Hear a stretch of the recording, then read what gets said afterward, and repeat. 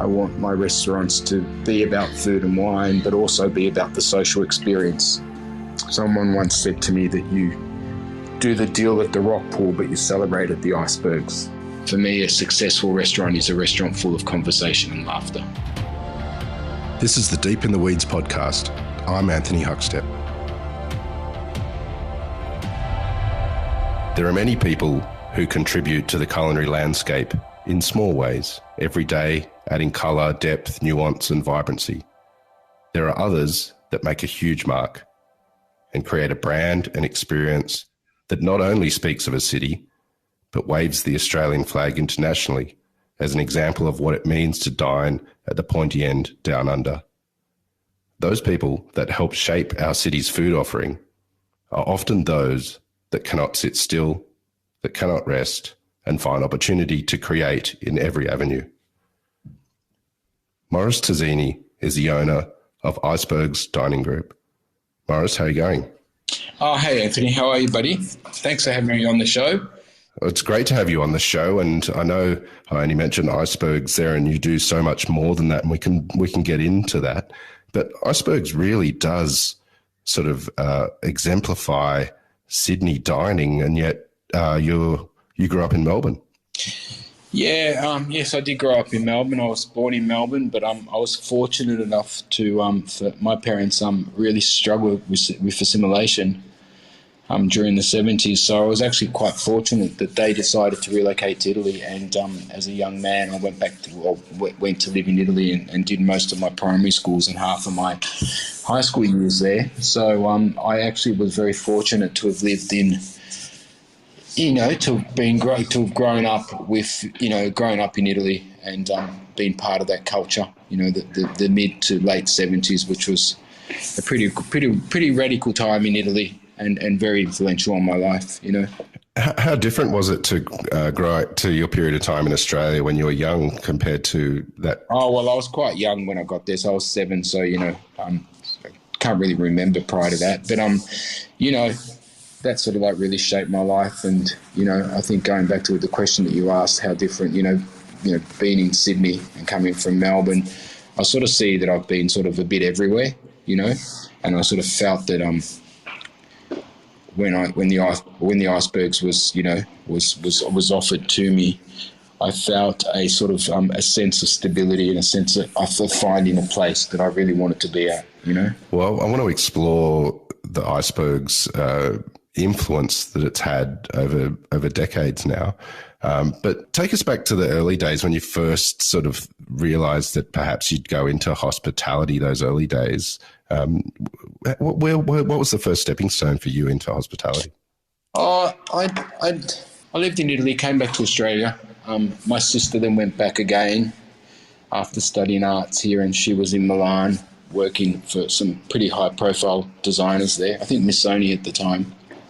And I was quite young. I was about 20, 21. And I went back and I sort of worked for a few bars and some catering companies over there. And I remember walking into Bar Campari, which is on, Piazza del Duomo, and sort of thinking, this is just incredible. This is reminding me of everything that I loved about Italy. And then when I came back, I sort of was like, right, I'm going to do something, on my own. And, prior to that, I'd worked in sort of a number of different bars and sort of cafes and so on. So I've been sort of waitering, it had always been part of my life. But that was probably the most important moment when I realised that I was going to do something on my own, and I really wanted to come back to Australia after that and do something that I think really represented Italy of the current rather than of the past, something that represented like my generation at the time.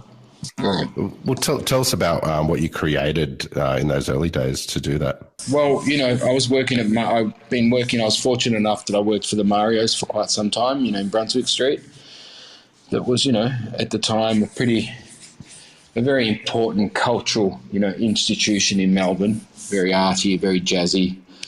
And, it was probably one of the first cafes that really introduced a level of service beyond, just casualness. And, the boys came from fine dining and introduced all the principles of fine dining into a cafe environment, And during that time, I started looking for sites while I was working for the boys, and eventually found the site, and we opened up. We opened up my first gig, which was Cafe Cucina with a chef called Maria, and that was so never really looked back from then. That was like it was something that we got involved in. We had no budget, we had no we had no forecast, we had no business plan, but we just had a very simple idea of wanting to do something that was like very contemporary Italian, and and it sort of like just took off really. Well, tell us a bit about the Cafe Cucina, because it really did take off. But what was it like running your own business for the first time? Did it change your perceptions of what it means to work in hospitality? It was like, Anthony, to be quite honest, it was probably some of the most difficult years of my life. But we'd all sort of come from being working for other people and being sort of punks, hanging out in Melbourne, to having to get serious and sort of like get involved and run your own business. And it was literally 19-hour days. We really had no idea what we were doing, in terms of from a business point of view. And I remember I said this in a previous interview, that I sort of think that was our strength, that we had no business plan. And I think that that's really important for people going into the industry today, that not necessarily everything needs to be on a business plan, because that can sometimes shape your creativity and your passion to do what you're doing. So we just got into it, and the more we worked and the more we got into it, and as the years passed, the sort of more the more we fell in love, the more we felt that the more professional we became. Let's put it that way, and the cafe itself was probably Cafe Cucina really just opened probably at the right time, in the right place, at the right moment in Melbourne. And it just, it was just one of those things where all the stars aligned, and it just affected a lot of people, and it became one of those places that was owned by as much by the customer as it was owned by us, if that makes sense. And it was, I look back at it now and it's a bit confusing. I sort of feel like there's a bit of I can't even remember exactly what actually happened or actually what went through my mind, It was many years ago. It was 32 years ago, 31 years ago. So, it was quite some time ago. And yeah. You made the decision to come to Sydney, and you've changed dining and been one of the influences of the culinary landscape for Sydney for the last couple of decades. Tell us about that period of time when the chance to go to Sydney arrived, and what life was like for you and why you made that call. Oh, well, I was in Melbourne. I was actually started working with Karen Martini, and I was very fortunate enough to have worked with Don Levy Fitzpatrick, who's passed away.